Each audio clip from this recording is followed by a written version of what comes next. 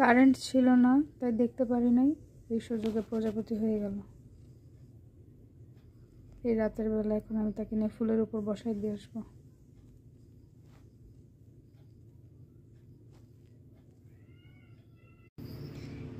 এই রাতের বেলায় এখন তাকে আমি ফুলের উপর দিয়ে যাচ্ছি, কারণ সকাল হতে হতে তার ওই বয়ামের মধ্যে কষ্ট হয়ে যাবে, আর ঘরের মধ্যে ছেড়ে রাখলে নিনজা অ্যাটাক দিবে। তাই এখনই তাকে ফুলের উপর দিয়ে গেলাম। তার এখনো পাখাগুলো ভালোভাবে ক্লিন হয় নাই, শুকায় নাই, সেজন্য হচ্ছে তার পাখাগুলো ছড়াতে পারতেছে না।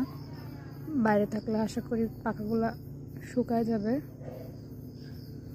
আর যেহেতু ফুলের মধ্যে আছে, খাবারেরও সমস্যা হবে না।